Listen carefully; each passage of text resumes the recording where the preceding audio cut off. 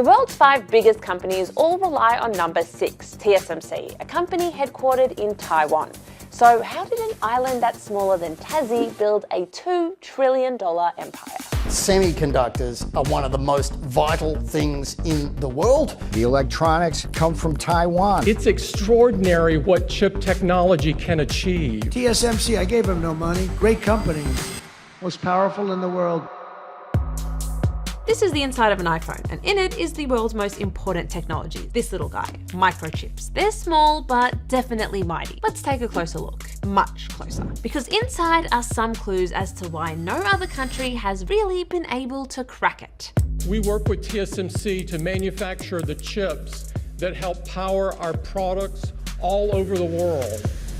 This one specifically is for iPhones, but there are microchips in your computer, TV, car, and also medical equipment, AI systems, and fighter jets. As you zoom into one individual chip, what you're looking at are the ultra-thin layers that make up a microchip. Inside these layers are billions of transistors, microscopic switches that can be turned on or off. All of these switches are connected to create a specific function of a chip. Keep going, you go down to an atomic level where a single transistor is smaller than a literal virus. Building all of these layers is incredibly complex.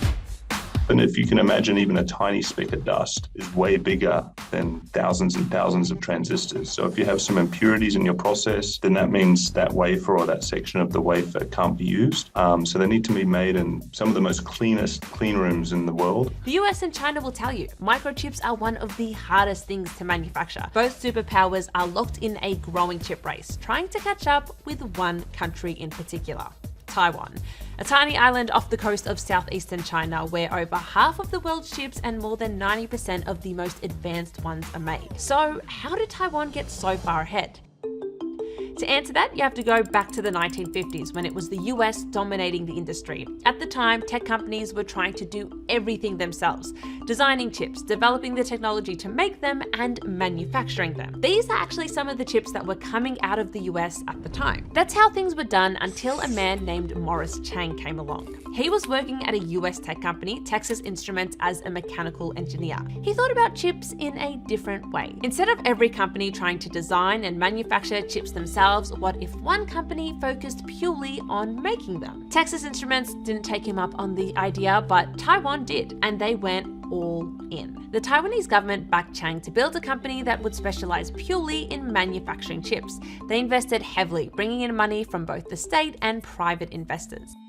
That company became TSMC, Taiwan's semiconductor manufacturing company. Chang created TSMC, a company designed not to invent the perfect microchip, but to become the best in the world at making them. So a company like Apple might design the chip for its newest phone, but it doesn't need a fab, which is a chip making factory. Instead, Apple gets TSMC to build it. And their premise was, it costs a lot of money to make a fab, so let's not design chips, let's just manufacture for companies that don't want to make their own fab. And then we got this kind of recurrent circle where they kept winning manufacturing business, which meant they got better at it. As well as being super important to the country's economy, TSMC is also central to national security, like a silicon shield on Taiwan, in reference to the silicon that makes these wafers. Because on one hand, the US wants them to sustain and make chips that benefit their companies, and potentially China wants the reunifications. China views Taiwan as a breakaway province since the Chinese Civil War in 1949 and has repeatedly threatened to take control.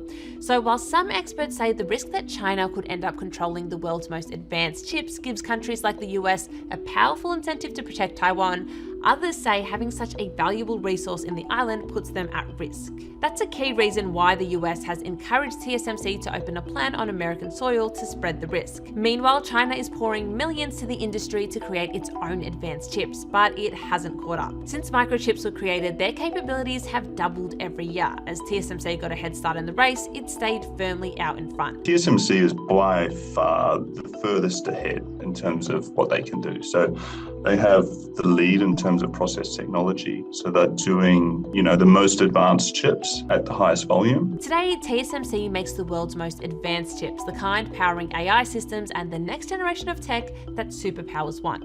And while rivals have tried to catch up, none have managed yet.